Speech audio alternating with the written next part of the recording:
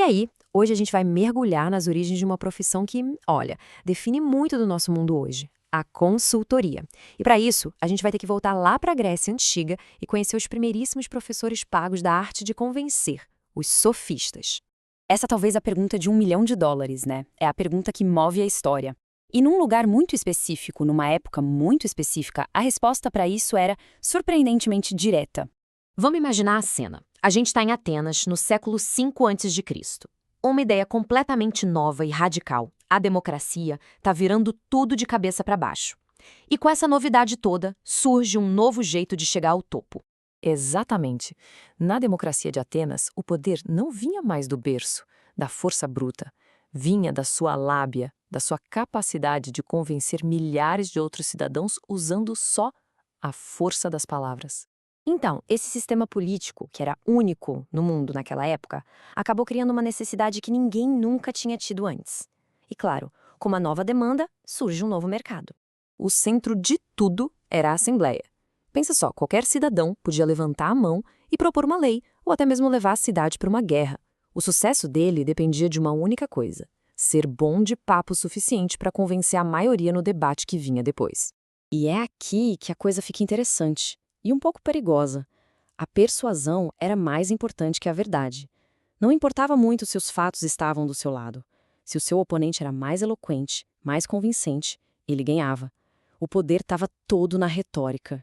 Aí é que tá. Se falar bem era a chave para tudo, como é que se aprendia a fazer isso? Não tinha faculdade de oratória, não tinha curso online. Existia um vácuo enorme no mercado. Quem ia ensinar os segredos para abrir essa porta? E como a gente sabe, a natureza e o mercado detestam o vácuo. Não demorou muito para aparecer gente com a solução. É aí que entram em cena os sofistas. Eles eram uma espécie de professores viajantes, os primeiros consultores de comunicação da história. E olha, eles não eram nada baratos. Sabe por quê? Porque o que eles vendiam era basicamente a promessa de poder e sucesso político. E para a gente entender o poder disso, na prática, tem um caso histórico que é perfeito. No debate sobre invadir ou não a Sicília, o general Nícias chegou com um argumento super racional, baseado em fatos, em riscos, em logística. Do outro lado, Alcibíades apelou para a emoção, para a glória, para o orgulho de Atenas, para o medo de parecer fraco. Era a razão contra a emoção. Qual dos dois levou a melhor?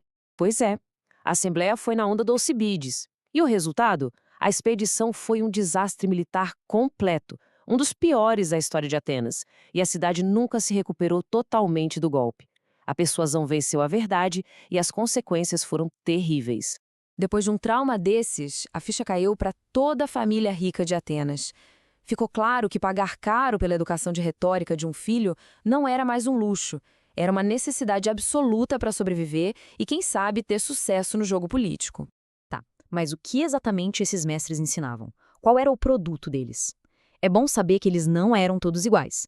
Cada grande sofista tinha sua especialidade, a sua técnica única. Vamos conhecer aqui o Dream Team da persuasão. Tinha o Protágoras, o mestre do debate, o Gorgias, que era um verdadeiro artista da oratória, o Hípias, que era tipo uma enciclopédia ambulante, e o Pródico, o especialista no poder das palavras. A grande sacada do Protágoras era o seguinte: para ele, não existia uma verdade absoluta. Tudo era relativo. Por isso, ele ensinava os alunos dele a construir argumentos igualmente fortes para os dois lados de qualquer debate. A verdade era aquilo que você conseguia fazer os outros acreditarem. Ah, o Gorgias. Esse era o showman. A especialidade dele era o estilo. Ele conseguia improvisar um discurso sobre qualquer coisa e usava uma linguagem tão bonita, tão poética, que o público ficava hipnotizado. Para ele, a beleza das palavras podia moldar a realidade. Já o Hípias tinha outra pegada. Ele achava que não adiantava só falar bonito, tinha que ter conteúdo. Ele era famoso por ter uma memória incrível, que ele treinava com uma técnica chamada método de Losse ou Palácio da Memória. É uma técnica que a gente associa hoje ao Sherlock Holmes, mas que já existia há muito tempo. E, por fim, o Pródico, o mestre da semântica. Ele ensinava que a precisão era tudo.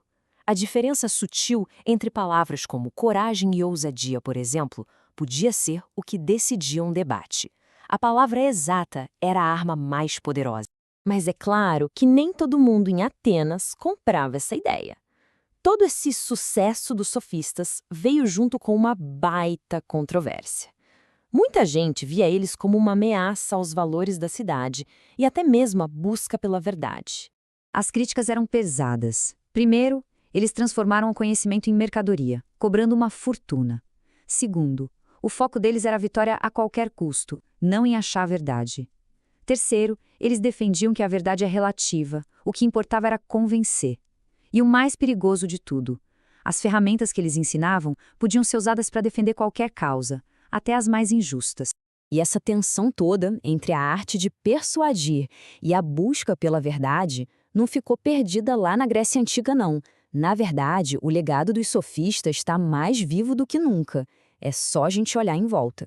Olha só essa conexão direta. Pensa no nosso sistema de justiça hoje.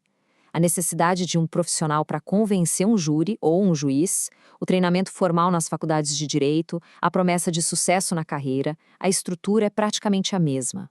A figura do advogado, esse especialista treinado para usar a argumentação e a retórica para defender uma posição, muitas vezes independente da verdade absoluta do caso, é o descendente direto do aluno do Protágoras ou do Gorgias lá na Atenas antiga. E isso tudo nos traz de volta para a mesma questão que tirava o sono de filósofos como Platão há mais de 2000 anos. Num mundo onde a capacidade de convencer é uma habilidade que pode ser comprada e vendida, que pode ser usada como uma arma, quem é que fica de guarda para proteger a verdade? A pergunta, como naquela época, continua em aberto.